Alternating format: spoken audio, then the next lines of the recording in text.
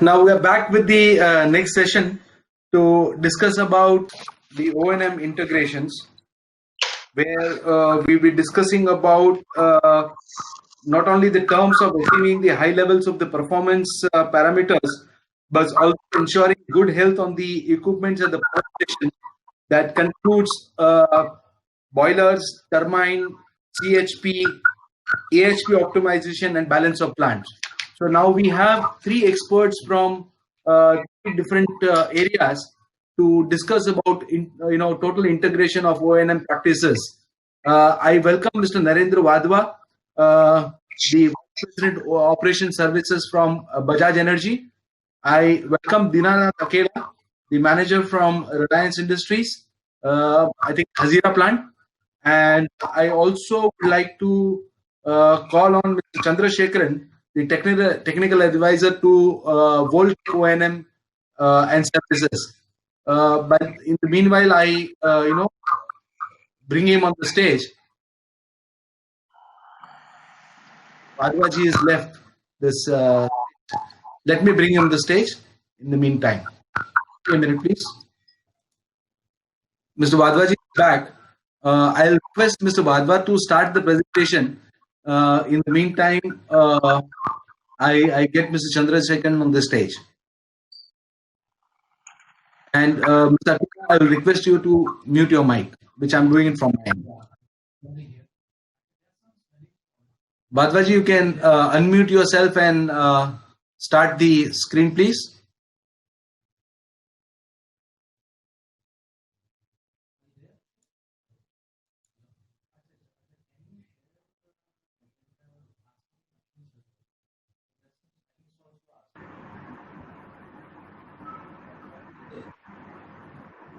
Mr. Chandrasekharan has come on the stage. Mr. Wadhwa, can you hear us?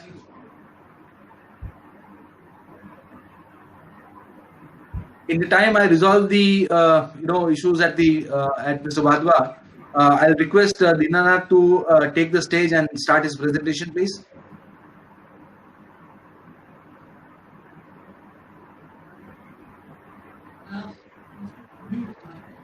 Can you unmute your mic and your cameras, Dinanathji? Yes. Yes. I'll request you to share your slides and start. It is okay? Yeah. Okay.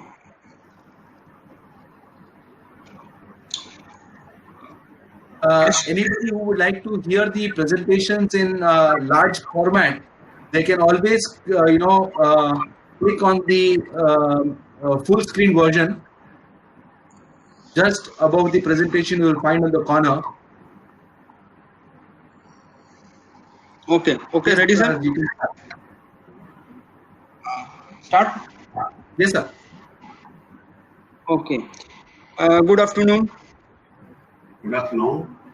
And all the participants, seniors, and experts from the various industries. Myself, Dinanath Akela, and I would also thanks to Mission Energy Foundations that they have bring the very good platform, that it is very amazing, and it is good giving the experience of the real.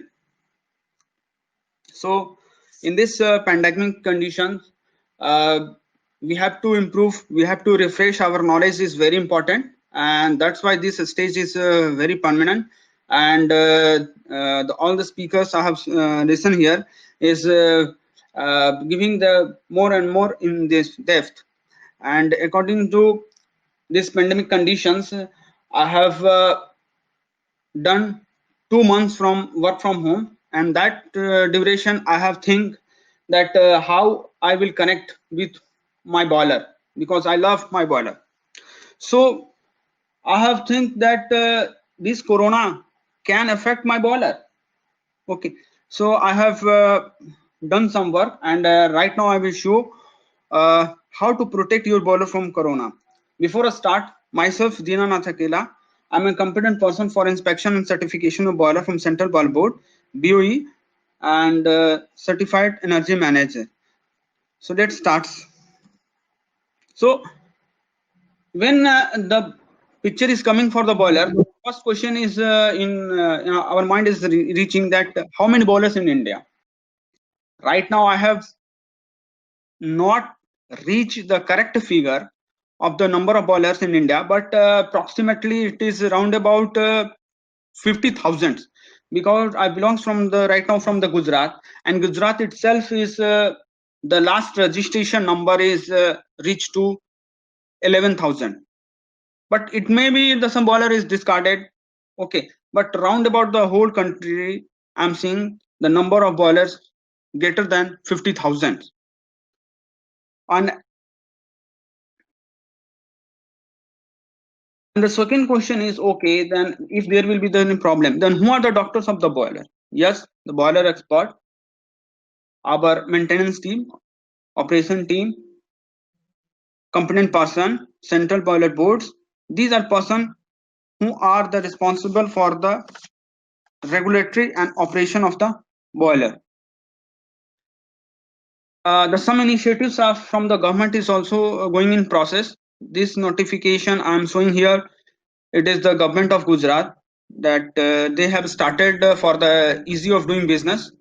Third party, in the third party, the competent person, they can inspect the boiler and give the form 6, that is the use of the boiler, and they will prepare the report memorandum book, 3 copies, one for the customer or clients, one for itself, and one submitted to the boiler office, and they have endorsed what they have recommended for that boiler. So this practice is going on in Gujarat, but apart from the other states, it is still pending. Okay, as belongs from I have from the Reliance. So in the Reliance, the total power plant capacity is round about complex load is 290 to 300 megawatt, and the steam load for the cracker is around about 15 to 1600 ton per hour. So you can imagine that if the power is failed, then in that case we can import the power. But if the boiler is failed or steam will fail, then we cannot manage it. So at that time, the boiler health checkup and boiler performance is very important. So we have to decide our boiler health checkups, and we have the reasons: avoid unwanted outage, startup losses, proper management for the costly pressure parts, good busting, safe reliable operation. It is also mandatory from the central boiler board, and operating parameter deviated from the standards. Scope of if we check the boiler health, and it is also the scope for the identification of the saving the energy opportunities. And the pillars of the boiler, as its name suggests, the boiler is boil for steam for power or process, operation and observation, intervene through the instrument and controls, logics, essential norms by the pollution control boards, review through the regulatory of IBR 1950, and subsystem support for instrumentation, feed water system, ash handling system, draining system, conveying systems. So in the detail, if we go, then the boiling, and it had a 2-part, nucleate and the film boiling, which is in details. Operation and observation, we do the each historic data analysis. If in case the boiler to fail, the method of the reporting of the tube failure, how we have to report to the IBR, logged the FIR, first investigation report. It is for internal purposes. Then intervene through instrumentation and control. This is data record, data and event forcing record. Yes, we have to keep the record, which parameter we have to force and why we have to force, what its impact, or we can say the backup variable of that parameter is available to view and operate the system. The forcing event risk matrix should be defined. We have to define for that. Review regularly. We have to review our SOPs, response and delay timer of the result. If we have to modify our logics, and according to that, what is the real response is coming. Again, we have to review the logic, performance and efficacy of logic and interlocks if any needed, we have to do. And with OEM and our operation teams, we have to introduce the new logic and interlocks for our operation. We have to monitor the efficiency, EMS, environmental and emission controls norms, which I will explain in detail. Review through IBN 1950 statutory compliances. The valid, we have to run with the boiler with the valid Form 6 certificate. Report and inspection from the IB after boiler to fail and repair with their recommendation. Yes, the corona affect our boiler in the terms the crack in tubes, overheating, reduced loads, operational issues, non-compliance of IBR, analysis efficacy of the boiler logs, SWAS systems, coal ash and bed ash elemental analysis, because these all the details have very important indication then in which condition we are going to operate our boiler and what are the symptoms are going in the or going to be happen in the future. So here I have to define the boiler problem chart. The two failures: clinker, startup failure, fuel feeding systems failure, feed water systems, water quality issues, steam valve simmering, high LOI in bed ends and fly ash, high FEGT temperature, APH tube failures, fan failures, blow down and excess air control. This is the chart, and we will discuss the steps by each and every parameter. The coal analysis, what is the impact, bed ends and fly ash analysis, what we will see and what we have to notice, bed ash, main parameter for the boiler water and steam analysis, drum deposit, yes, we have to take the samples from the drum and we have to do the elemental analysis, flue gas exit temperature high, red spot, bed and the furnace temperature is high LOI of the bed and fly ash, flue gas leakage of the boiler system.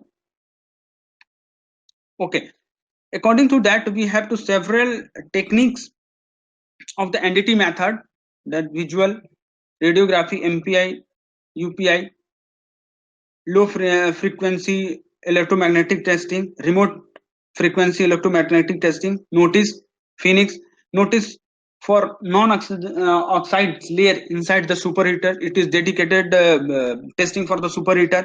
Phoenix, where the furnace temperature is very high, then we will where we check the furnace hydrogen embitterment testing, that is dedicated, known as the Phoenix. In situ metrology, that we will give the grain structure or metallurgical structure, and we will according to the check with the parent metals hardness, ODI tubes, ODI measurement, fiber optics inspection for the headers. Here we have some video clipping of the furnaces.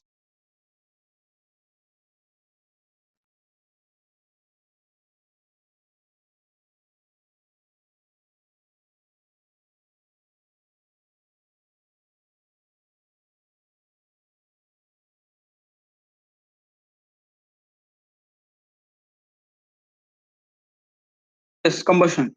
The combustion important of the all the 333 time, temperature, turbulence. According to the code, we have to how much time is enough for the combustion, temperature at which ignition start, and proper mixing with the primary and secondary air according to the maintaining the excess air, fuel air ratios, O2 trimming, and use of the purified air according to the field, because we have I have seen that according to the different port properties we have to modulate our overfire air. This is the some coals we are running here. We are using the Indian coal, South African, Indonesian, and the Russian coals. According to that, we have to modulate in operation philosophy to achieve the maximum efficiency and reliability.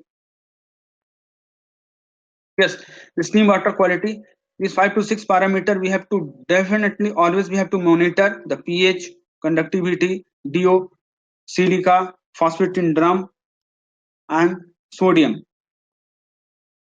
If there will be any the tube failure, then we have to always in format basis we have to note each and everything, that specific boiler and the tube failure location, specific tube failure orientation is which position, it is 3 o'clock 6 o'clock position, failure mechanism it is erosion corrosion, root cause and verification method, the type of repair, how we have to repair it, name of repairer, and they have the welder should have the form 13, they have the form 13, valid form 13, the name of the inspector who have inspected that thing, future recommendation for prevention and control the actions we have to note it.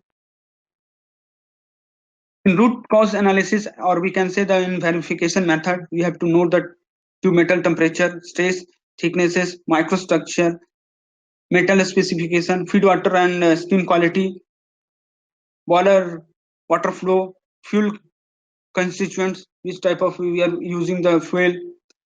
The fuel have the falling and sagging properties,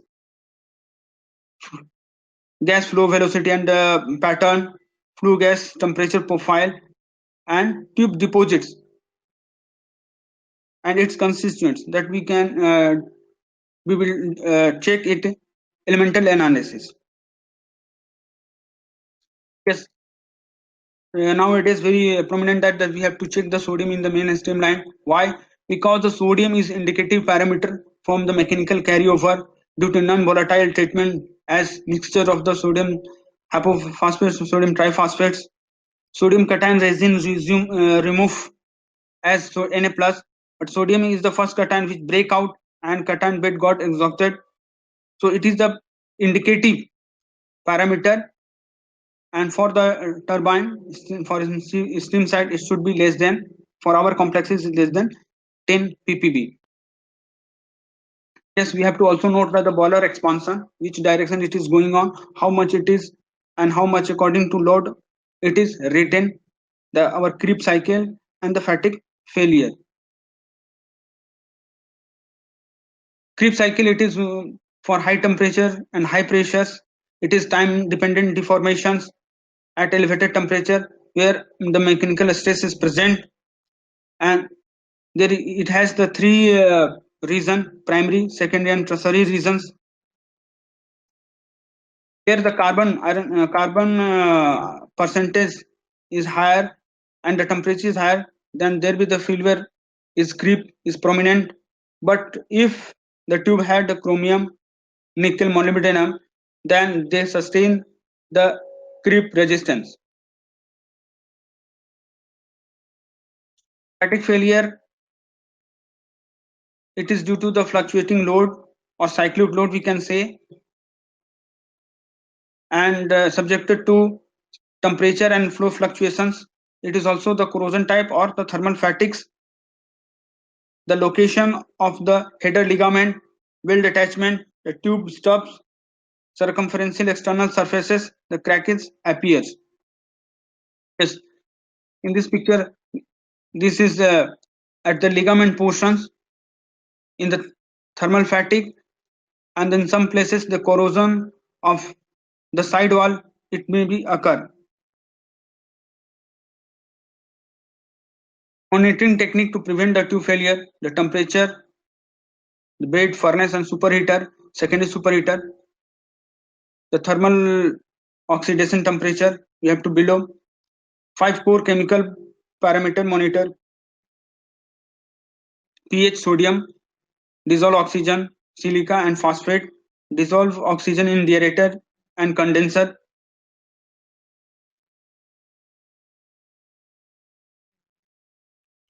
Yes, we have to also avoid the secondary coil rupture. If we have to notice that one tube has failed, then immediately we have to take the shutdown and according to the repair, otherwise the fail the whole bundle of the coils.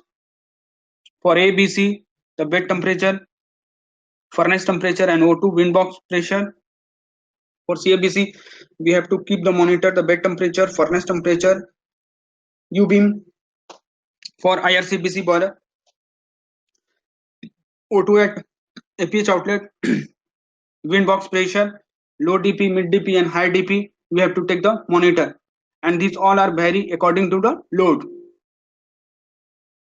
Yes, very important that what we are feeding to our boiler, because all the consequence starts from there.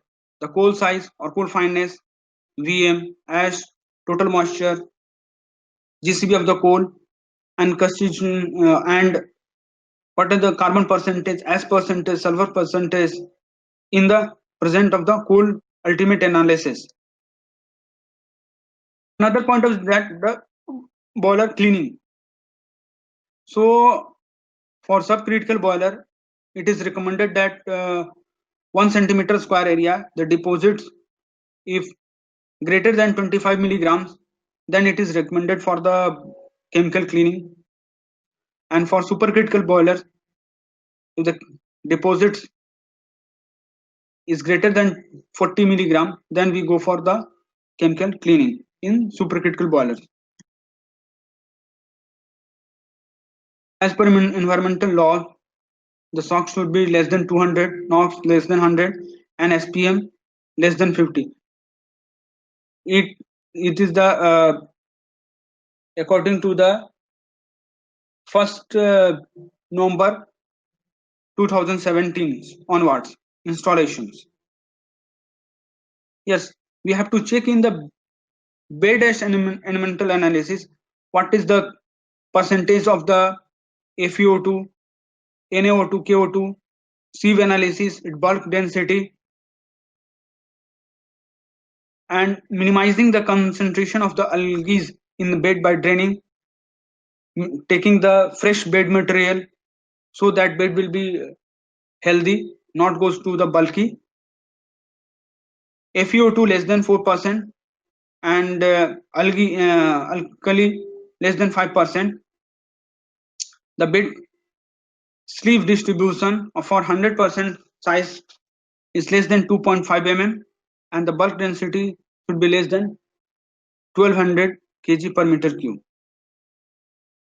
Another part is coming that the boiler preservation. Yes, we have two options, weight preservation and diet preservation. For weight preservation, we put hydrogen with the concentration of the 200 ppm. In the dry, we will put the absorbent, which depend upon the time required for the preservation. Yes, the magnetic layer of the steam drum, we have defined in here the two pictures. One we have seen in the some blackish color, that is the gray or blackish color, that is the magnetite layer Fe3O4, and some is the reddish color or yellowish color, that is Fe2O3.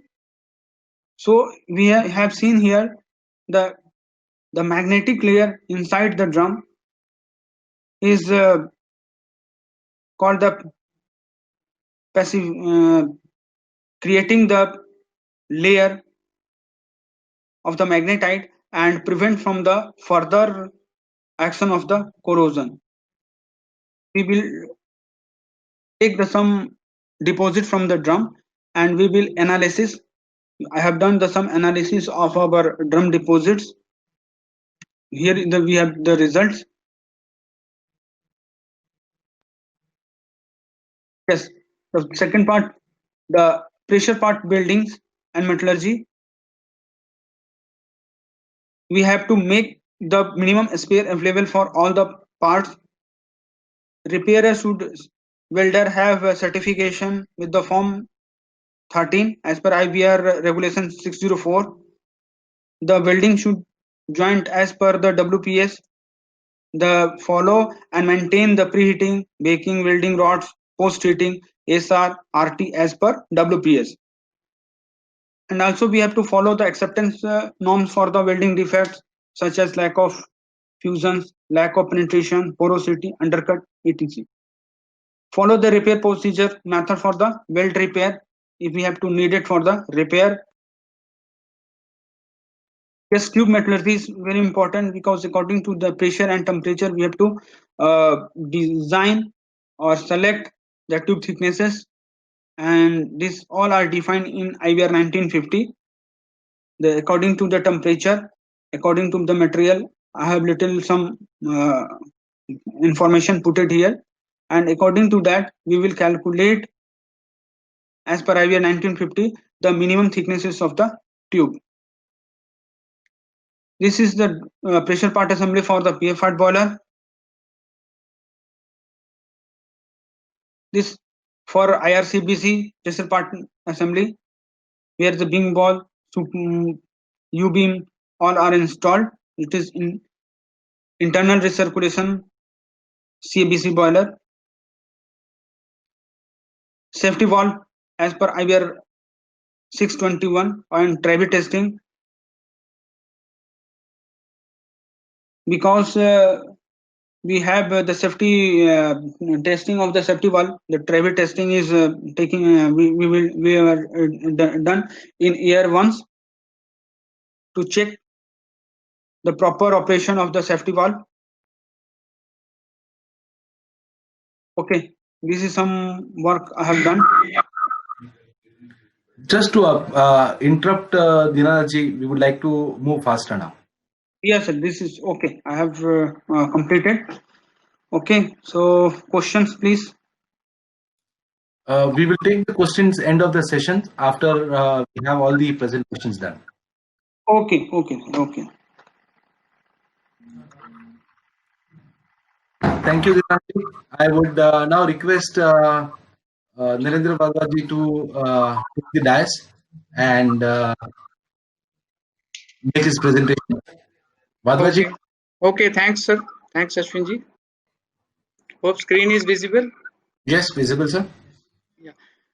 Good afternoon, everyone. This is Narendra Vadva from Bajaj Energy.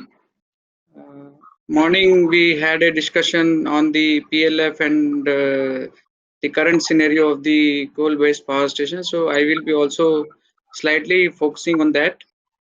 So if you see, you can see the all India power sector capacity is around 3,71,000, out of which this total thermal is 62 and coal is 53%. And with this, I have taken some CA slides that what is the projection in the coming years. You can see that in 2930, the coal-based, there is not that much increase in the coal-based capacity. It is from 206 lakhs to, it is going to around 266 lakh, 266 gigawatt, and around from 206 gigawatt to 266 gigawatt. The share of the coal-based generation will be, coal-based capacity will be 32%, whereas the renewable will go to around 54%. So from which is now to 24%. From 24% to this 54% is going to impact us greatly, especially the thermal power stations, the generation profile. I'm moving to next slide. This is the predicted generation of the stations from different sources. Source-wise, this is breakup. We can see that the coal plus lignite generation, which is around 74%, still after the around 10 years, 11 years, still it is going to contribute greatly. And the generation from the coal-based stations will be around 50%, and the hydro around 8%, nuclear 4%, renewable will be 36%. Out of that, the prediction is that solar is going to contribute 23%, and the wind is going to contribute 12%, and the others is 1%. So still the generation will be around 50% of the total capacity, against that 50% of the total generation against 35% of the installed capacity.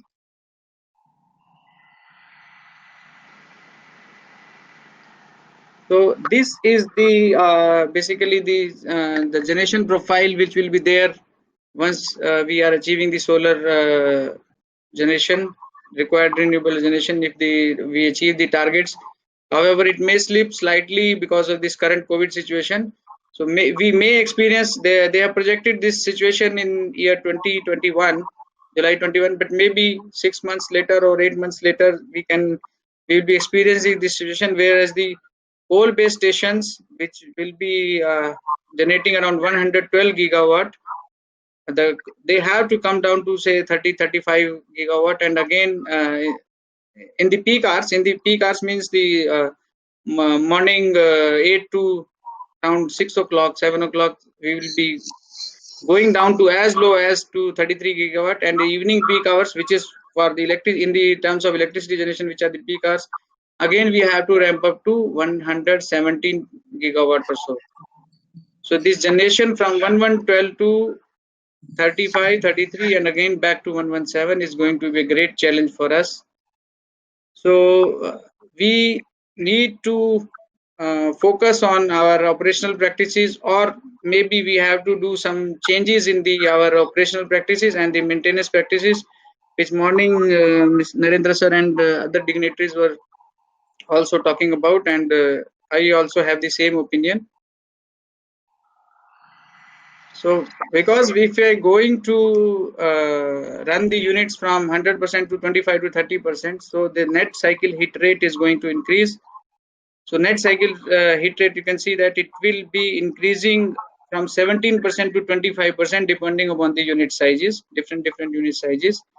And most importantly, that in addition to the this gross heat rate, there will be impact on the APC also. So we can see that how we can go for controlling the auxiliary power.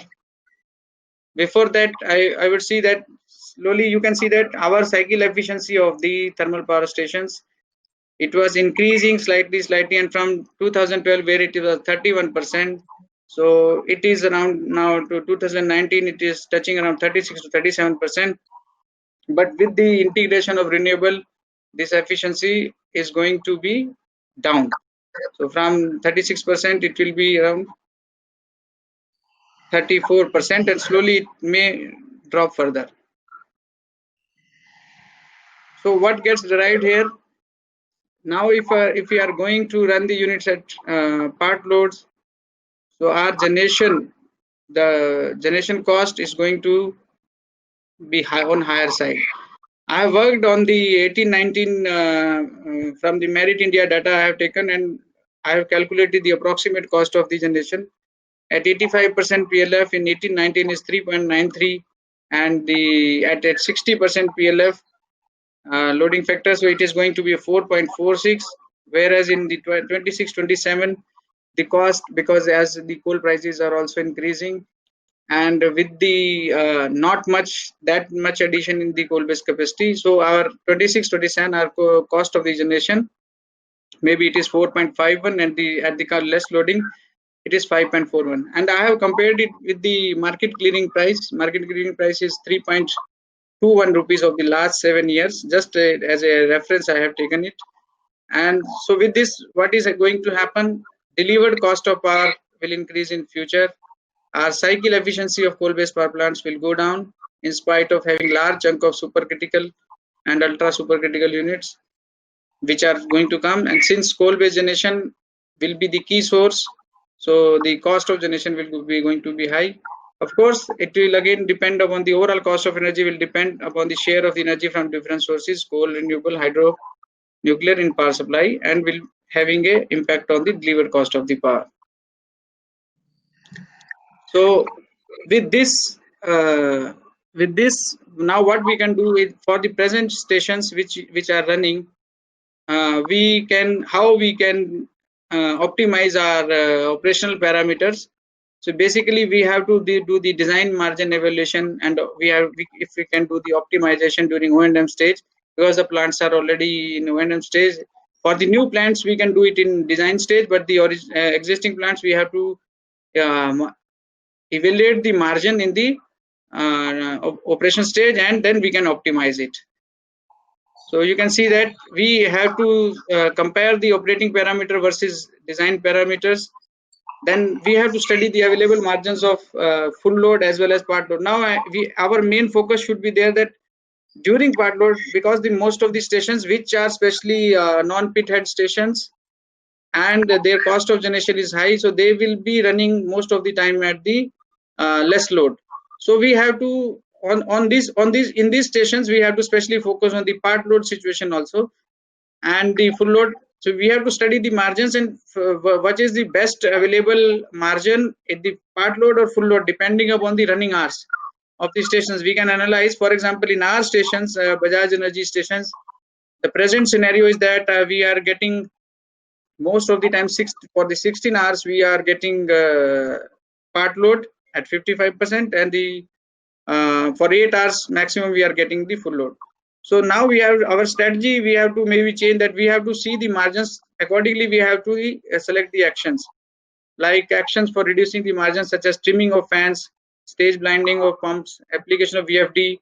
Although I am not in a favor of application of VFDs, rather I am interested in this trimming of the equipment sizes. For example, if I tell you that we have done stage blinding of CEP in 660 megawatt, it has resulted into a reduction of APC by 0.1%. It has resulted into annual saving of 3.3 crore. Now the stage blinding of boiler feed pump, it is we have 10 units of CFBC boiler of 190 ton capacity. We have 10 units of 45 megawatt. There, the major actions we have taken, how we have controlled the operational parameters, that we have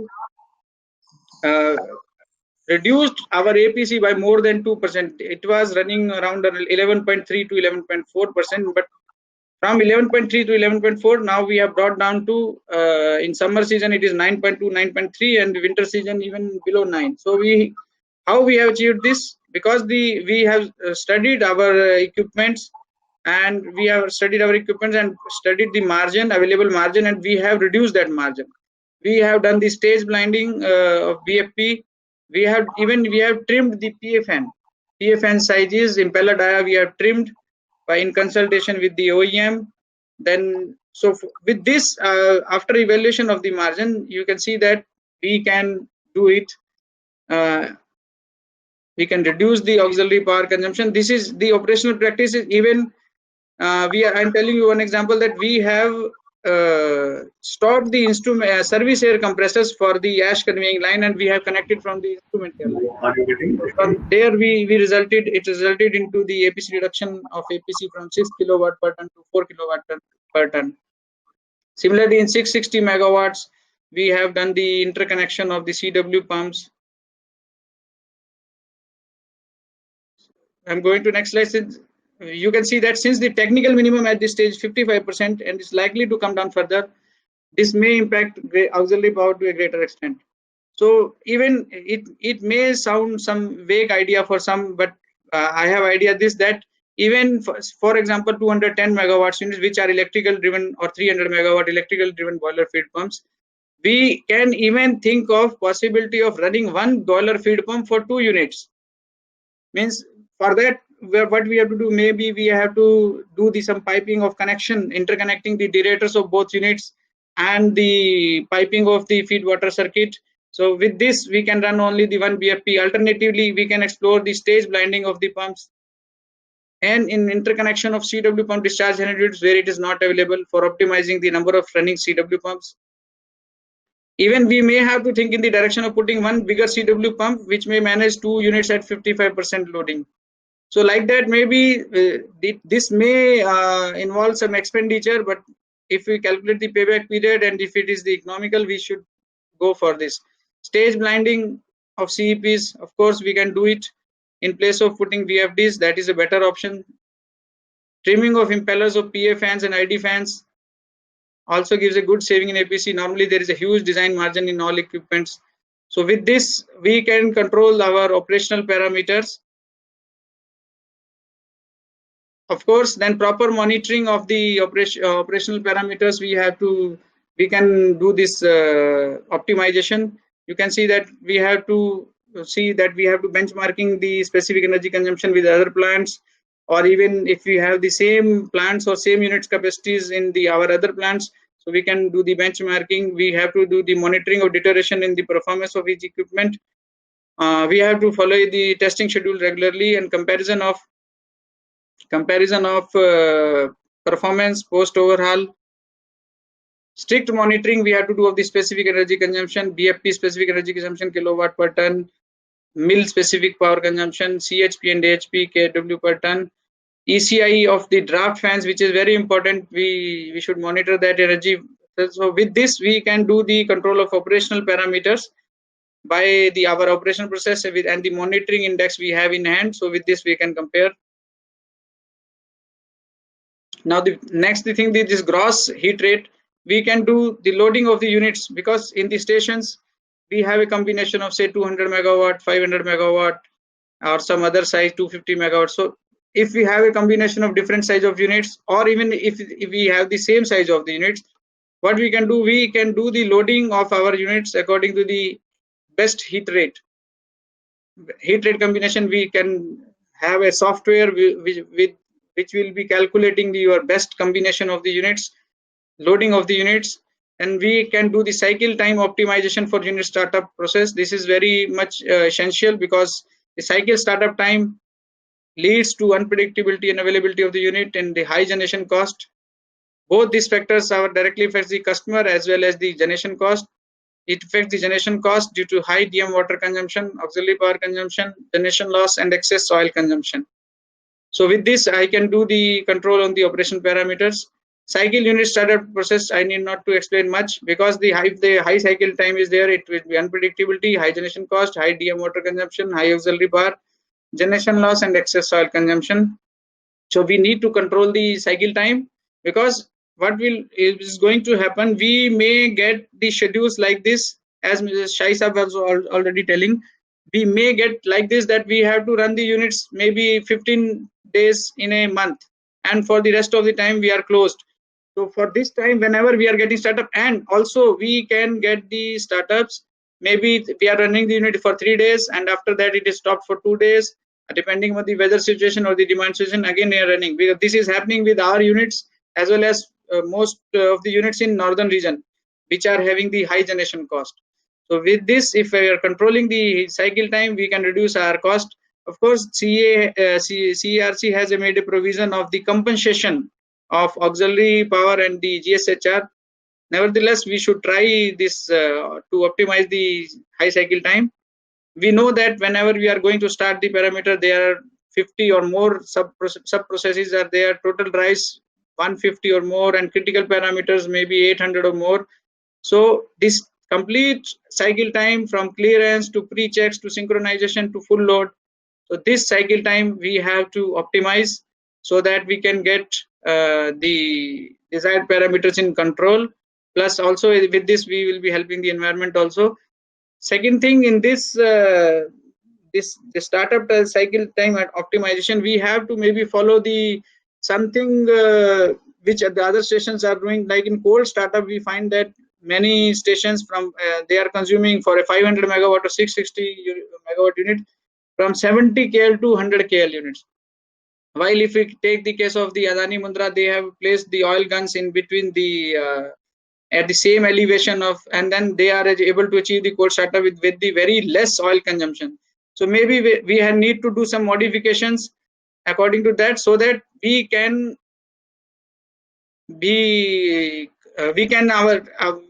make ourselves ready for the future, which is the 25% to 30%, of course, flexible operation, and the units at 30% load with the minimum oil consumption or no oil consumption, that we have to prove for all the units. But it is to be done, and it can be done. So process time optimization we have discussed. We have to reduce this process optimization, cycle time, specific oil, heat rate, auxiliary power. We have to do the optimization. Reduction in startup time will be leading to your increase in station availability per startup, reduction in oil consumption by 20 to 30 KL per startup, optimization of oil gun schedules, heat rate improvement by optimization of soot blowing, excess air, mill operation, main steam operation, DM consumption. So we will be able to optimize all these things if we are monitoring If we are doing monitoring and measurement, everything will be in control. Changes in maintenance strategies. Here I would like to say that morning also I have heard from Narendra sir from NTPC, and he is absolutely right in the way that now with these challenges, because the plants are going to be put under more thermal stresses, so we need to see that our in-house maintenance team should be more stronger and competent instead of too much dependent upon outsourcing. Because what happens whenever there is a breakdown or there is some failure, or there we need to contact the outsourced services, and there is some time gap, and we will be losing the availability and all.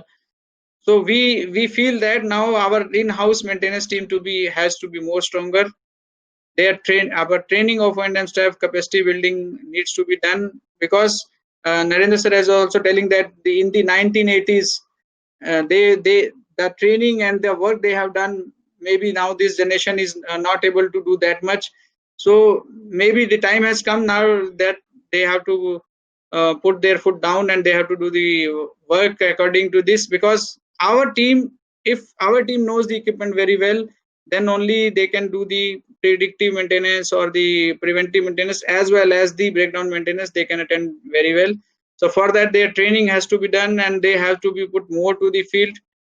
Condition based maintenance of course will be there, reliability maintenance will be there, and the most important part is there, we as a maintenance man, we have to see that our availability of spares, it has to be there, because most of this time we have seen, especially for the IPPs, they do not maintain all critical spares, all spares which they think they should be maintained, but they are delaying the procurement. But I feel that we should have all these spares, especially all critical spares, that we should be having with us, because we will be subjected to now frequent start and stop, and thermal stresses will be there. And most important is that the morning also sir was telling that use of latest digital and analytical tools for monitoring analysis. This is the need of the day. Today we have to, if we are using these skills, of course we will be predicting our breakdowns and all in a planned manner. We can see that what is going to be happening for the equipments. So for what this, so I would also recommend that digitalization should be there, and why we need it. If we go through that generation portfolio management, now the most important, now there are changes are coming. RTM has also come into the market, real-time marketing. Generators who are eligible, they can bid for in the real-time market. So for bidding, they should have their software. Their software means they should have some artificial intelligence softwares or there, so that they can predict that what is going to be my demand. What is, if I'm suppose for example I am in a UP state, so what is this UP state demand is going to be, and what I am going to be getting the schedule. So with this comparison, I can I bid in the RTM, so I can plan. So for this, if I have a generation forecasting software and the this generation portfolio management is there, so I can do this. And environmental compliance vis-a-vis norms analytics I can do. In an energy management system, of course, now almost all these stations have this, but the energy system management system, the output of the energy management system has to be utilized properly, so that we can focus on the more energy saving, energy consuming equipments, and we can control that parameters. Then trends of equipment performance monitoring vis-a-vis design, recoverable power loss due to various factors during power generation. We have to identify this, only we can identify if we are having some tools. Revenue increase potential, because if I have identified, then I know that what is my potential of the revenue increase. Failure and breakdown is the most important. We have to see that that with the help of these tools, I can predict I can plan my predictive maintenance, cycle efficiency performance, recoverable efficiency loss due to various factors during power generation, and fuel saving potential. So now the time has come, maybe machine learning based artificial intelligence tools we may require in these stations. so that we can plan our maintenance accordingly. This is the present use of the digitization. We are doing boiler tube, pipe tube fatigue monitoring, vibration analysis and condition monitoring of rotating equipment, emission analysis, maximum power plant commanding load, schedule, time to market, reliability, availability and maintainability. So these all are the digitalization, but still we are not into that much, or it is not done in all plants. So we can focus on this and we can do the digitalization. So as we can see that in the power plant efficiency cycle, most of the losses are in the turbine cycle. So we have to focus on this with the help of the these tools. Maximum heat loss is there, so we should have a philosophy to monitor and control the above.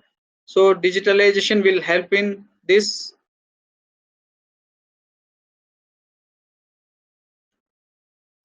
If we are using a tool that if a real-time turbine heat rate display is there based upon the real-time meter, and real-time turbine heat rate and gross heat rate based upon the real-time parameter, it can give a real-time performance of turbine cell equipment by use of machine learning and AI tools and optimization of cycle efficiency with real-time display of the losses on account of the various parameters that we can do with the help of the turbine cycle optimization.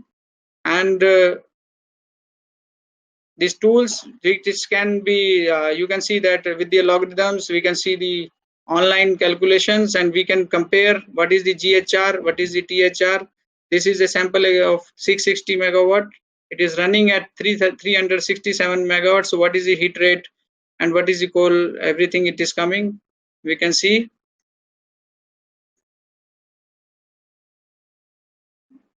Then how we can do, then we are doing the real-time HMBD calculation and comparison. HMBD, it gives us the design basis for the entire type and cycle. Real-time parameters of the HMBD with respect to design can indicate the losses. Now what we can do, we can put the process data. Now suppose we are getting we get the HMBD on only 2 or 3 points, say 100%, 80%, 60%. But we may have to run in between. So with that, those HMBDs, we can develop the algorithm and we can see that what is the actual value going and what should be the design value, or what we are achieving. The operational parameters and the design parameters we can compare, and we can see that where we are losing the heats. This is a sample of heat and mass balance diagram of a 660 megawatt unit. You can see that we are developing it, we have done it. So parameters in the pressure, enthalpy, flow and temperature. With this, on each equipment, all LP heaters, HP heaters, we can compare and we can put the we can compare and we can attack on the efficiency part, that where we can improve.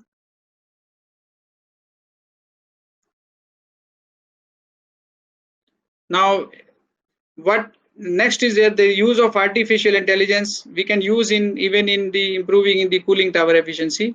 We can presume the probable cause of loss of efficiency in flow deviation. If flow is more in the particular cell, it can be a damaged nozzle. If less, it can be a choke nozzle. So if we are putting the real-time data measurements and their transmissions in the cooling tower, we are doing this one pilot project in the cooling tower with the help of artificial intelligence. So you can see in the diagram that we are putting the flow meters and sensors in the individual cell. So we are doing a pilot project, and we will be using the AI tools in this. And with this, what we can do, our all cells performance plus how to control the flow and all depending upon this. So this can be done, and we are starting it, and we are developing it with the in-house team, and we are taking help of AI expert. So with this, we can control our parameters. AI tools continuously will calculate and learn with the help of the reference data at different load condition and generate deviation with respect to design data. And this deviation of data can identify probable cause of reduction in efficiency of cooling tower. Future, what is there, that because we are going through the challenges of the low load during solar peak.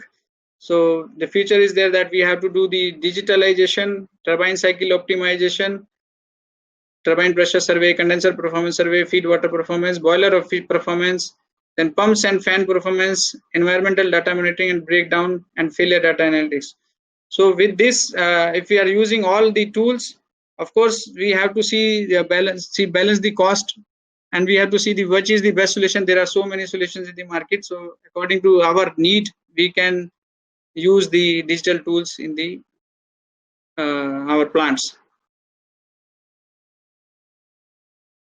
So it will lead to a better interpretation of results through the data analytics. It can be used as an efficiency improvement tool, as a reliability improvement tool.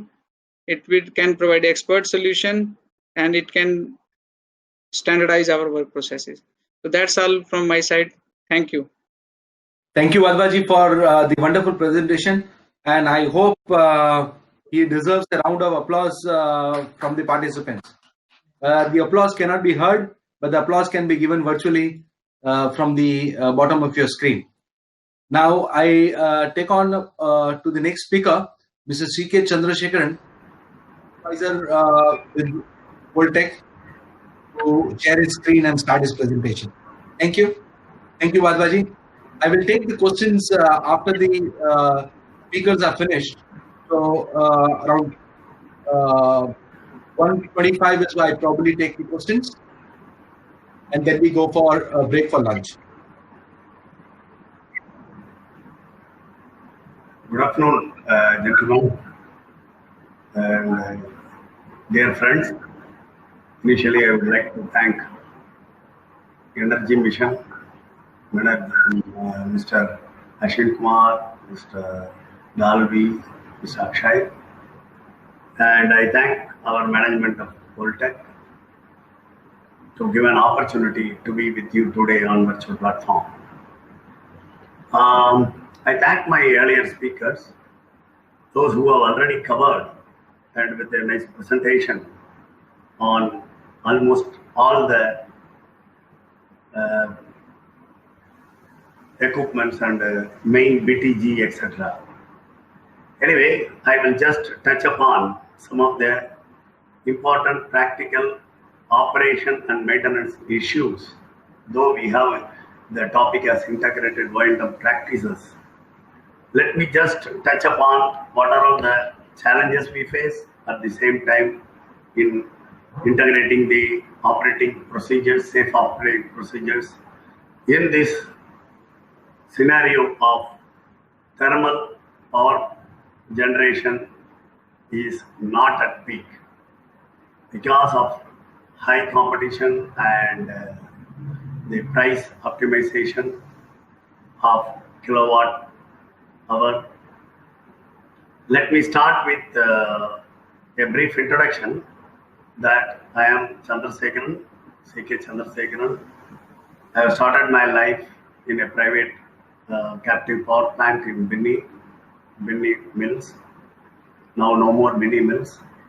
And then I worked for NLC 7 years and NTPC Ramagundam and Fraka about 11 years. So total, after completing 20 years of my professional life, I switched over to Ansaldo, and in Ansaldo, Italy, for the international operation, I was there for 9 years, including 2 years in May Valley Stage 1 expansion.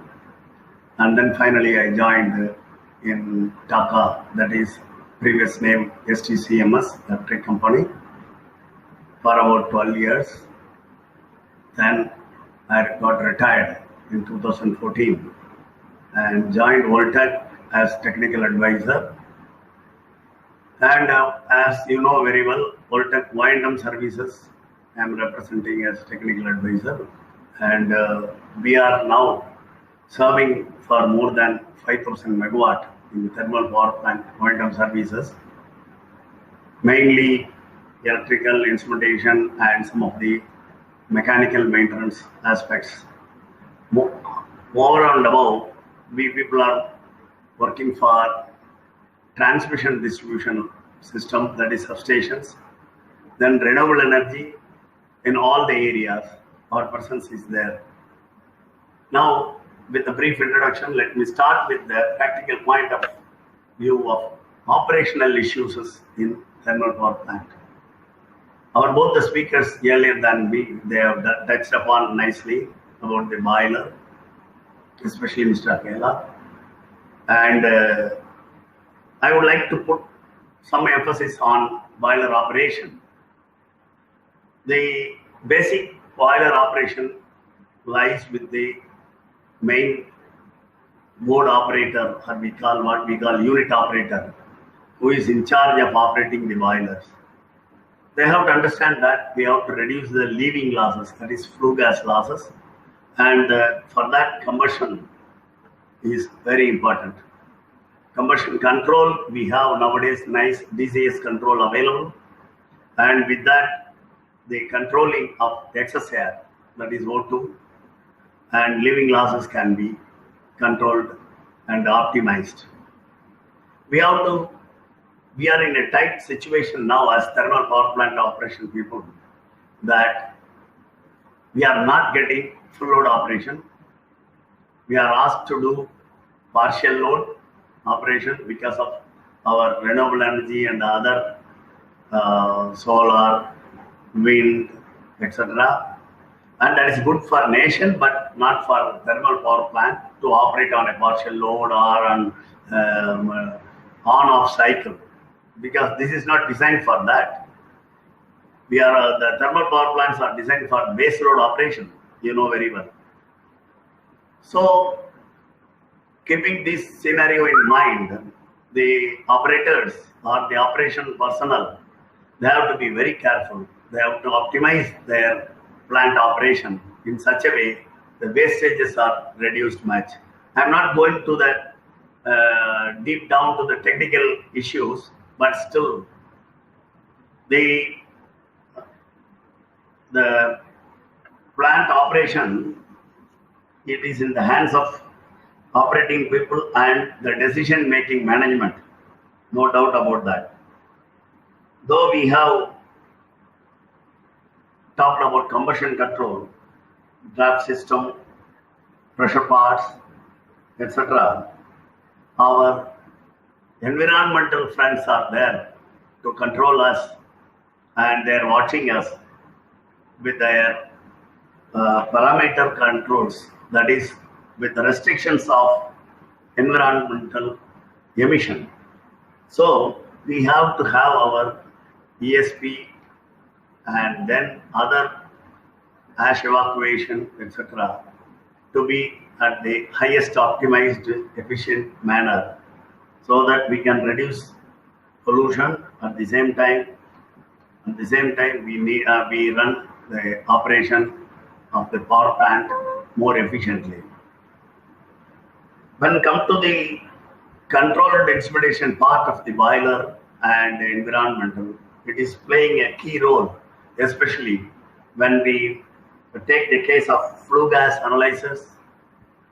They are really playing a big role. Nowadays, all the modern boilers are fitted with O2 as well as CO correction, O2 analyzers working for combustion control and CO correction for the combustion control. These are really very essential. It is easy for the operator, just leave it to the automatic manual settings and leave it and sitting tight on his chair. But it is always advisable to see that operators are always vigilant and whether they can do optimization in their operation controls. So CO correction is playing a big role on that. At the same time, we have to see the flue gas exit losses, that is temperatures. We have to optimize between cold and corrosion and the leaving loss temperatures. So it's really a tricky operational thing when compared to safe operating procedures. So these are all some of the aspects which I thought I can touch upon in the main boiler. Then coming to the TG and auxiliaries, that is turbo generator and auxiliaries. We have startup procedures, cold start, warm start, and hot start. Nowadays, because of the situational conditions, probably most of the thermal power plants will be in warm start, at least, not cold start as far as the turbine is concerned, turbo generator is concerned. So there we lose definitely temperatures, and then while starting up again, high stress on the equipments, main equipments like boiler pressure parts in the boiler side, in the TG side, turbo, in the turbine, we have a lot of strain. Especially the higher units, higher size units, they face definitely big problems whenever such cycle of on and off issues come.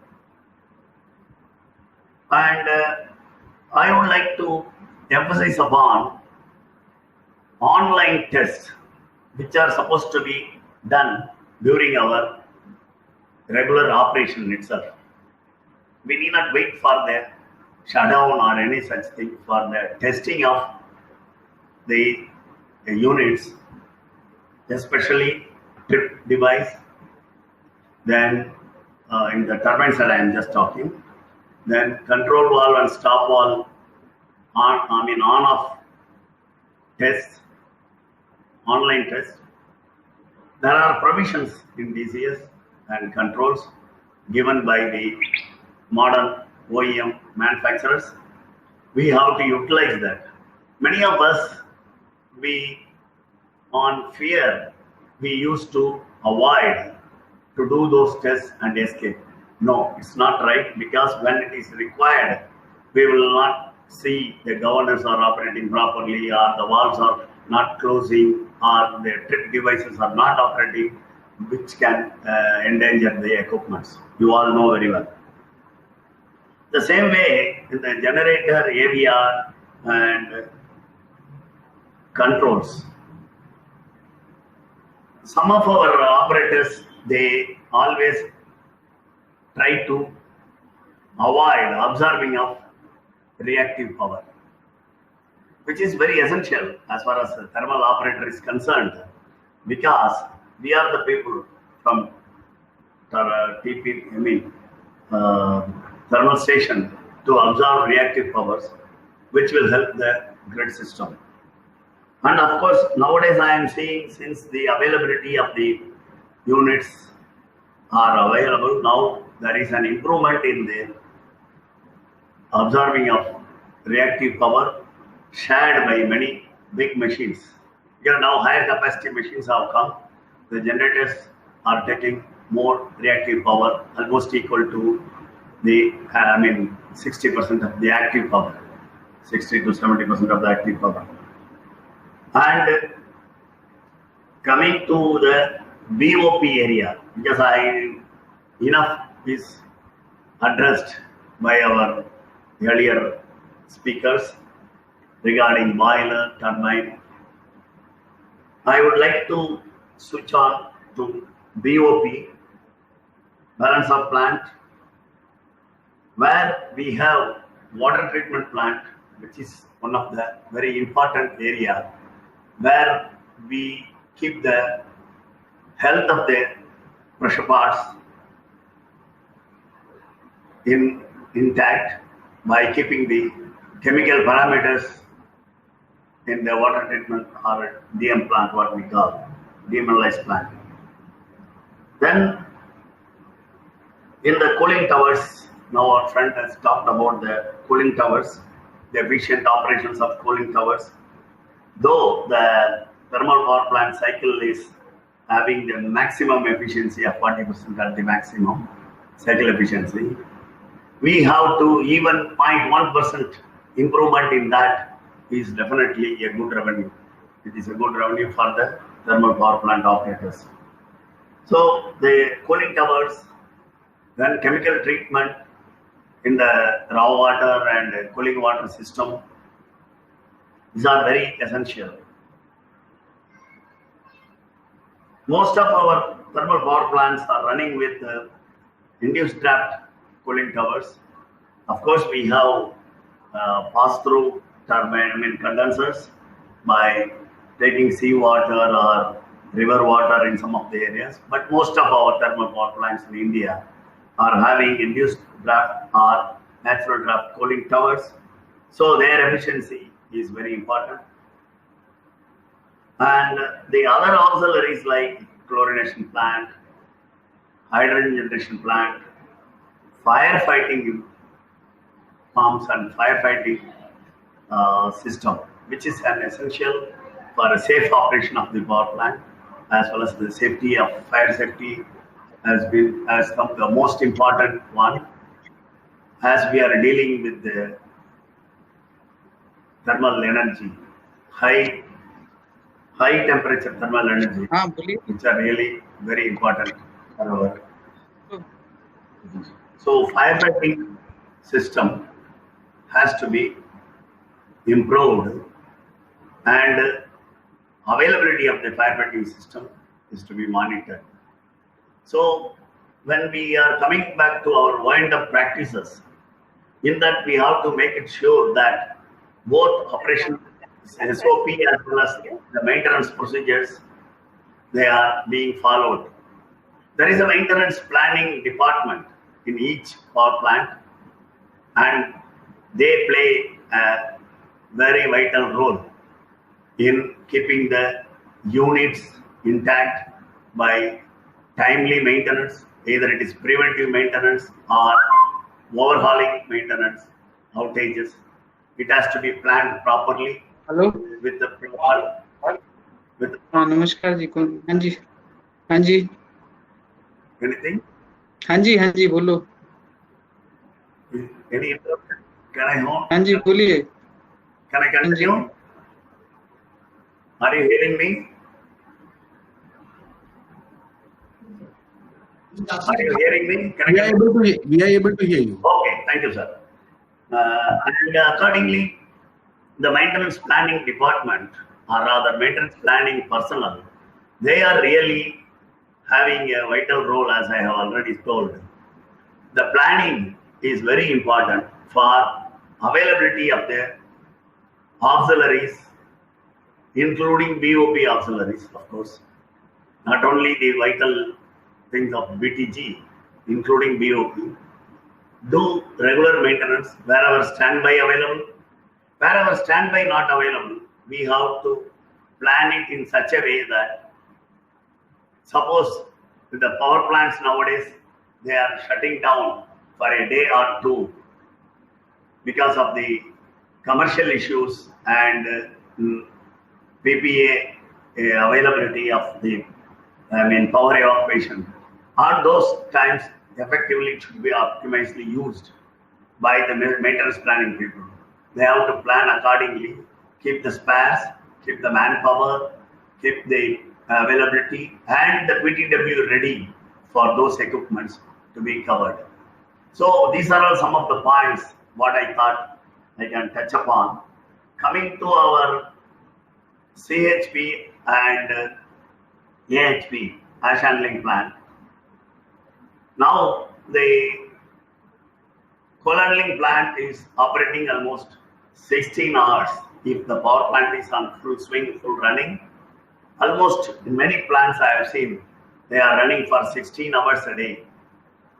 So the maintenance availability of that 8 hours, mostly you see they do either they make it into two availability, daytime 50% and nighttime 50%.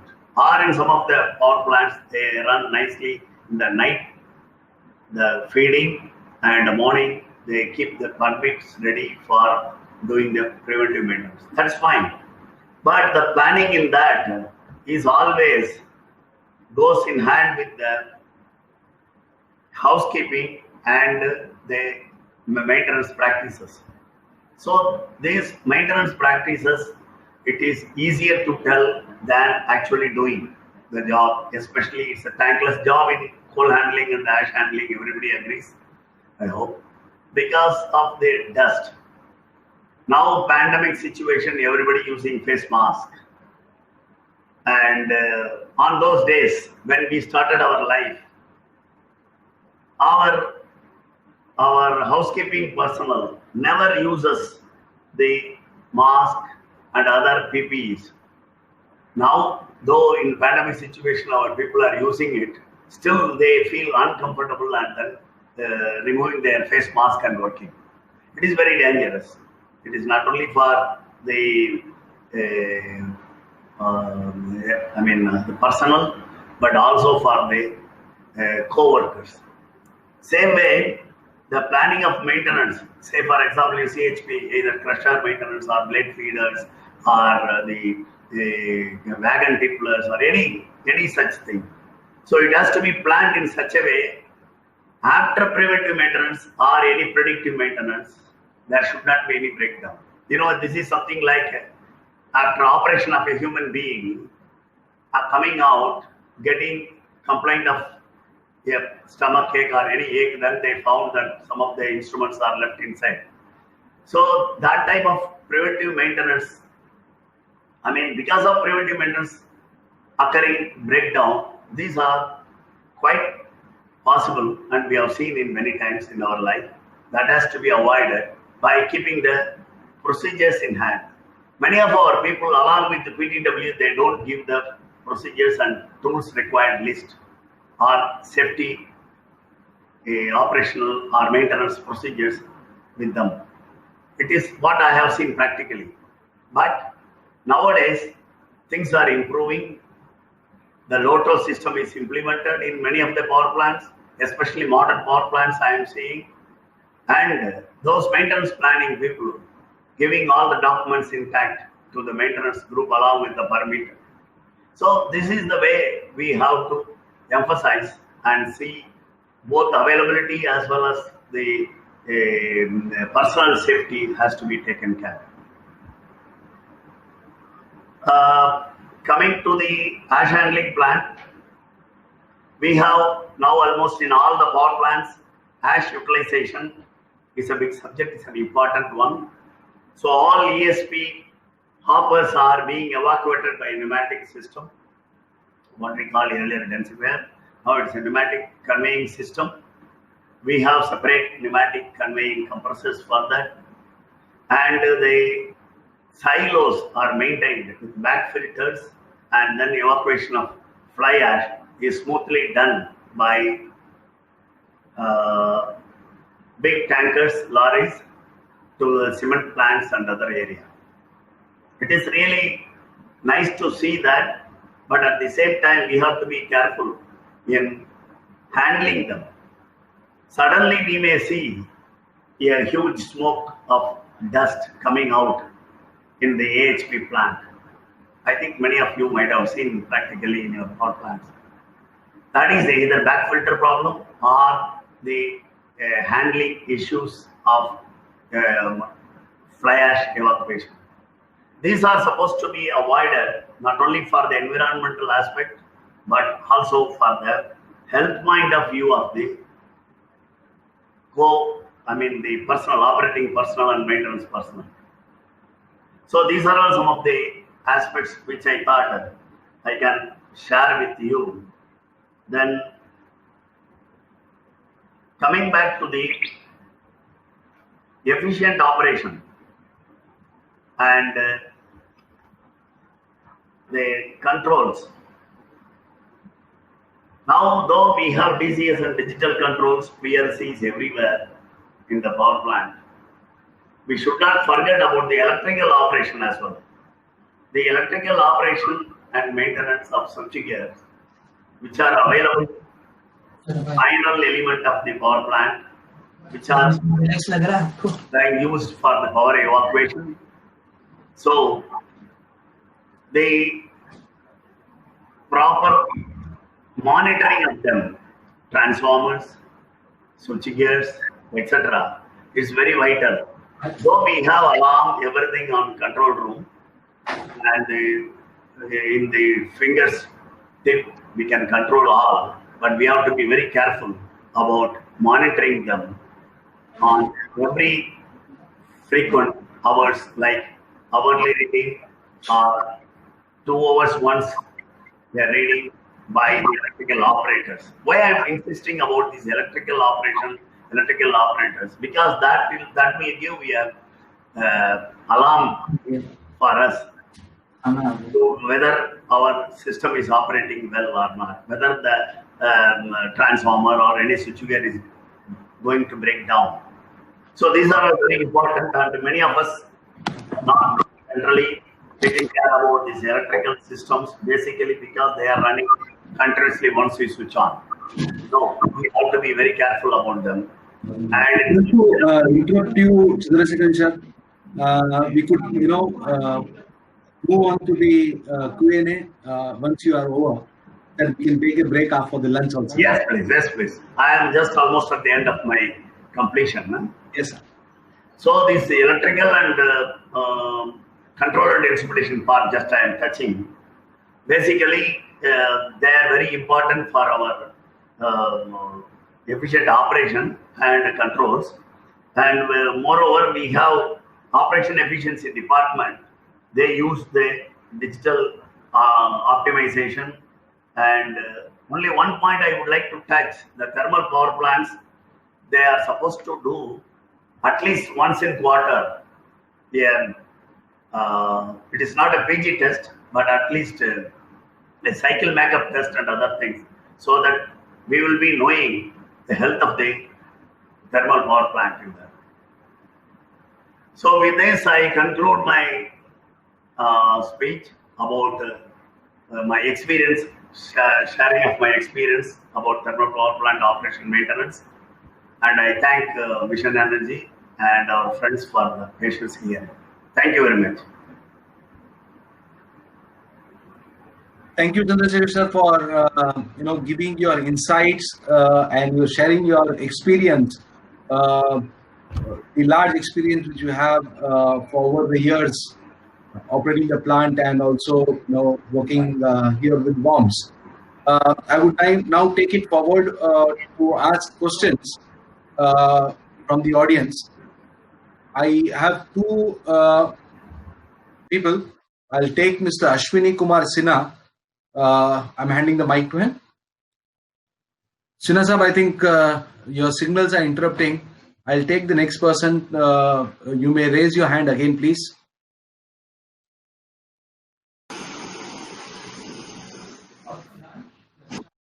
Jasdev sir, you're online. You can turn off your webcam if you would like to. Yeah, I'm online. Whom would you like to raise the question for? See, my questions, preferably I'll ask Narendra Wadhwa to answer. But in the beginning, let me compliment all the three brilliant presentators. And they have really opened out their heart and their experience, they put it together. And my questions are very simple. Narendra Wadhwa can answer. See, few things which Ashwin Kumarji we are also worried. Can you hear me? Yeah, you can. Yes. Good. See, our worry, I have been trying to persuade my friends in the power industry that they should look at the coal quality. So, with that reference, I want to Mr. Narendra Wadhwa that you are doing such deep investigating analysis of your boiler performance, operations, everything. Have you got any relationship between the coal quality, ash content, and the boiler performance at the end, resulting in O&M issues and all that? This is one question. Second question, how many plants in the country are having this type of digital facility, so that if they are able to really control the health of the boiler? I find NTPC, they can give PLF right up to 90%, and other plants, of course, there is no level playing field between NTPC and private operators. And but somehow, all the plants are equipped with these things? I'm talking of later plants, which are started in the last 10 years. Forget older plants. These are two questions which are bothering me. Why power plant operators are not asking for? I asked Shahi also in the morning. Good quality of coal. He avoided the question, telling that I am still thinking he's secondary power. I'm not thinking that, I know. But why power plant operators are not able to come out with some quantified numbers on the negative impacts of bad quality of coal, inconsistent quality of coal, high ash content, these related matters. I leave it to Vadva. If Dinanath can join him or Chandrasekhar can join him, we open to all three of you. Thank you. Sir, can I give the answer? Sir, Sachdev sir, good afternoon. This is Narendra Vadva. Your question is very valid, sir, regarding the coal quality. All power plants in the country, they suffer from the coal quality issues, and of course I don't know about the others, but we are very focused about the coal quality, and we are continuously improving the coal qualities. As you already told that if the coal quality is bad, it is leading to so many problems in the power plant, especially the ash handling and ash utilization. Because if we are using the coal of 40% ash, so it is going to be a big trouble for us. Our ash handling power consumption increases, our ash handling wear tear increases, and especially the utilization part when it comes. Because even if we may say that we are going for 100% utilization, but there are factors which may not be official, but it is there that with the ash, problem for the every plant is there. So if we are focusing on the coal quality, right now we have shifted from CCL to NCL. So with that, our the issue of the coal quality is resolved to a greater extent. We are getting a good quality coal with the low GCV. And sir, every power plant should focus on this because high GCV. Now we are going for high GCV. We are getting good GCV. In fact, this GCV is creating problem for us because we are having the CFBC boiler, 10 CFBC boilers, and we high GCV for the we are burning this high GCV coal. So now we have to see that we have to optimize our operational parameters, especially the auxiliary power consumption. So this second part, sir, this digital. You have said that. Many plants in the country, many companies in the country, they are focusing on this, especially this one part. They are centrally monitoring the performance of the plants. NTPC has, I think, they have central control room in the Noida. I've seen that plant. Yeah, you're right. And the Tata Power, they have also. So, but leaving the big groups, the smaller groups like in our company or the other companies, they might not have that central performance monitoring, especially with respect to the condition monitoring. See, Black and Veatch, they have a center here in the India, in the Pune. They are monitoring the performances of the other plants of the other countries, but they are not getting the orders from our Indian power plants. So like that, if we see that if we focus on this, sir, this centralized monitoring, maybe if it is our own, it is very, very good. If we have to outsource it and it is saving our cost, we should go for it. Because the equipment performance, especially when we are going to part load and full load, it will certainly give us some prediction about our equipment performance. Am I able to answer, sir? I would like to add on to this, Mr. Vadva. I am already working on this area of digitalization to build an application for remote monitoring. Dinanath Akela is also assisting me with regard to developing an app, a mobile application, a very simple application where the control room can upload the data, and the same data can be seen by their level 2 and level 3, seniors, which we have faced, difficulties to share data during the pandemic. So, in some time now, we will launch this tool as part of the app, and which will help the industry to go to digitalization with very simple, mobile application. Second, I am already working on another area to develop an e-marketplace for fly ash, which is available for most of the plants. This e-marketplace is going to similarly work as IEX, which is helping the GENCOs to load the power. Here we are talking about the surplus ash, which after the contract with the supplier also is not being lifted. So we are trying to focus on the surplus of say 10 to 15% to be sold on this e-marketplace. So with the current utilization of about 60 to 63%, we will be able to add this 10 to 15% surplus ash, then our country can achieve almost about 75 to 80% of fly ash utilization in a year's time. So we are working on these two different applications. I will like Dinanath to share his views on this app which we are talking about remote monitoring. Dinanath, can you just take a lead from here? Yeah. Thank you, Rajkumar sir. And I respect your all the experiences, and I have done with some work on the digitalization during the some pandemic, and I will explain very clearly what this app, this mobile app will give the advantage and strength to our power plant. I will explain in detail in stepwise. First, right now in the whole the globe, there is no such tools are available to calculate online the boiler efficiency by indirect method, ASME PTC 4.0. We all aware about that. So I have prepared, and with the optimum parameters, I have the slide right now, or if you are sir interested or who are interested, I will explain, and I will give the demo how this app will help to our Indian power plant and boiler.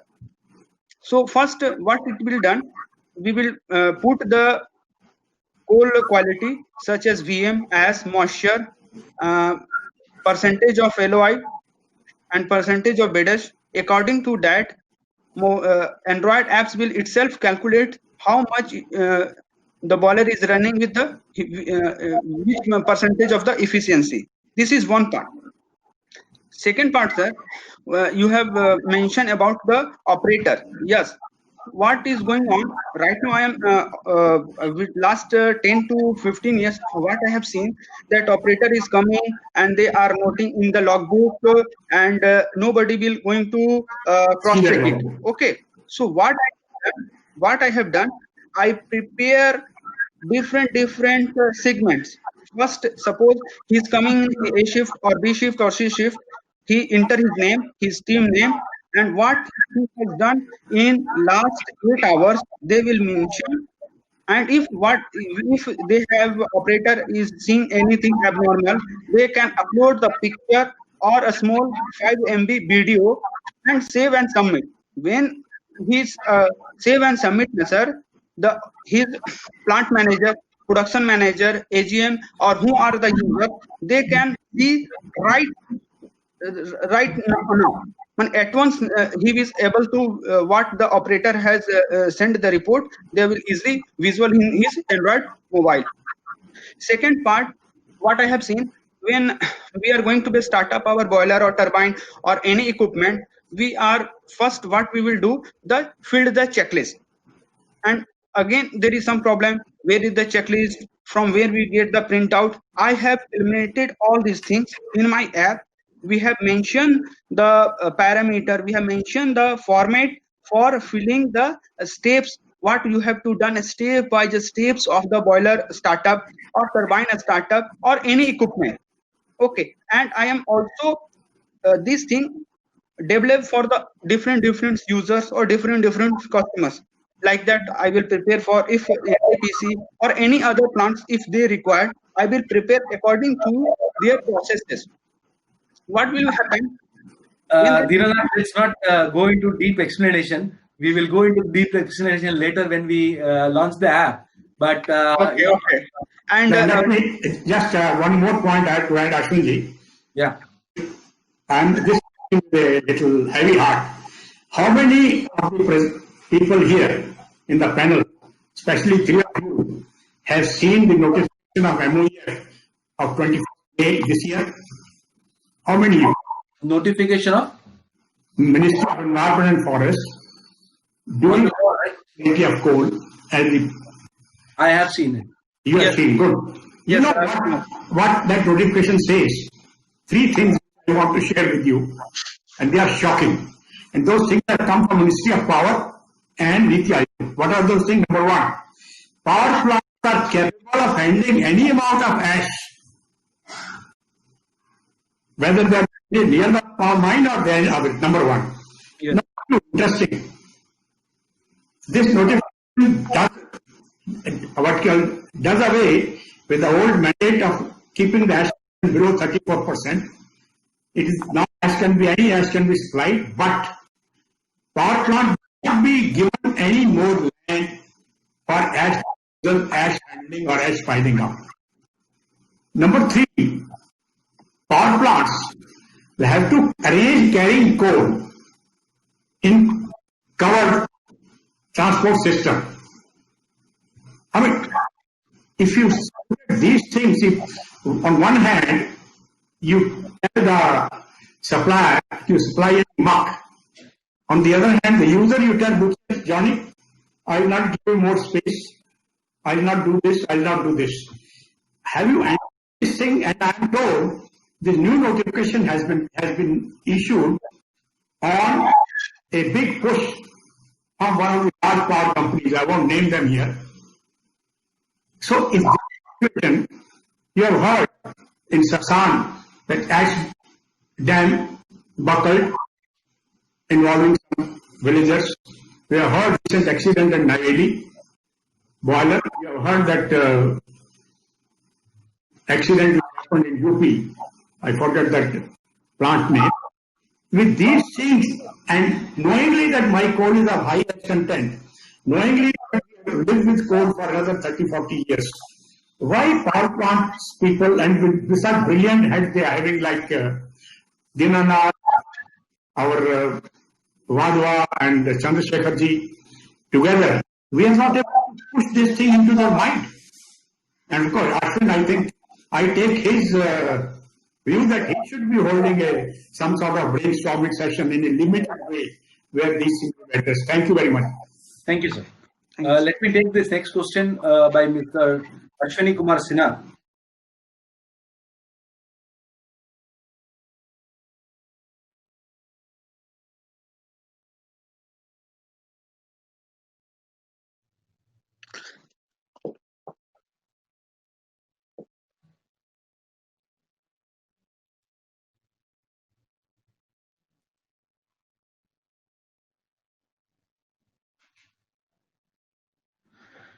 Mr. Sinha, I am giving you the mic, but are you getting a request to accept it?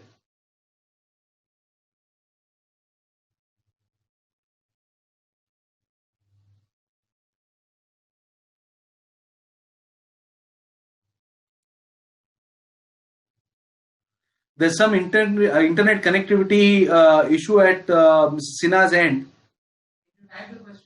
I would request him to type the question so that I could read it down.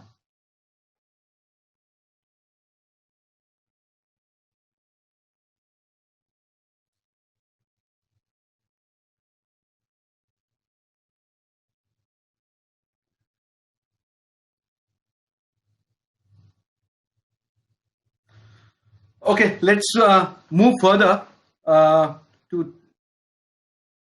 take a lunch break now, and we would assemble back around 2:30 to take the other 2 sessions. Do not, you may leave the windows, but probably join back on the same. I think I have the questions here.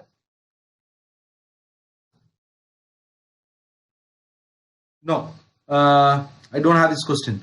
So probably we will take a break, and you could network among the networking launch, which we are going to take from this session now, and you can have your lunch at the launch. Yeah. Thank you. Thank you so much. I have another question. I'm trying to hand over the mic to Mr. Sinha, but there's some technology glitch there. Okay. Sinha, Yeah. Can you hear me now? yes, we can. Okay. I have a few observations The first observation is in terms of Mr. Dinanath. There, for all subcritical boilers, our requirement is if the oxide thickness is more than 40 milligram per centimeter square or 80 microns, or for supercritical boilers, it is 25 milligram per centimeter square or 50 microns. Then we need to consider chemical cleaning for the boiler. Otherwise, my water failures will increase and we'll have lot of losses in terms of the coal consumption and everything. Second aspect is for the preservation. The first observation is if you are not using hydrazine in your system in a normal operation, don't use it for preservation. Okay. Try to maintain your ORP as it was prior to that. And entire thing, especially your superheater, reheater, turbine, water system, pretreatment plant, they all need to be preserved if you are going in for more than 4 days preservation. This is for and of course for Mr. Naren. I appreciate and I think for the flexible operation, Sir, digitalization is required. But yes, as the point that you said about the energy conservation in the CW system, my suggestion is that we should look for the energy conservation, but not at the cost of the performance of the CW system. In the CW system, I need a velocity of 1.5 to 2 meter per second to prevent corrosion, fouling, scaling in the system, and of course the general efficiency. So considering that only, we should look into that, whether we have to close the pump or we have to reduce the flow. And of course, technically the flow should meet the heat requirement. So that is basically the observations. I have also put it in the chat box also, these things. I think we can, if there are any comments on this, we can hear it. sir, regarding the hydrazine, it is The chat engine would be only precisely available only during the day. But I would recommend that everybody uses Mission Energy's mobile app to be connected to each other and chat with each other for the entire year. good. Okay. Good. You had something? Yeah. Yes, sir. As concerned regarding the use of the hydrazine, but it is recommended by the OEM. I And agree. I that agree. we I have will. to I will maintain just the- put it. Okay. I'll just put it because see, for all ferrous metallurgy, Mm-hmm. none of the international agencies like EPRI or VTB, they recommend using hydrazine for the ferrous system because hydrazine is a accelerator for the flow accelerated corrosion because it's right there. So if you have all ferrous metallurgy, there is no point in using hydrazine. Okay. Many OEMs they were recommending because they were familiar with the hydrazine system. But practically for all international this thing, if you look at it, hydrazine is not recommended for use on all ferrous metallurgy. Okay. Okay. Sir. Thanks for info, sir. And I will again connect in this subject, sir, with you and take the Yeah. guideline. Yeah, thank you. Thank you. Thank you. Thank you. Thank you, Sinara. Yeah, thank you. So I would like to thank everyone sharing the experts' insights about the operations area. And taking a break, we move forward. Thank you all. Thank you so much.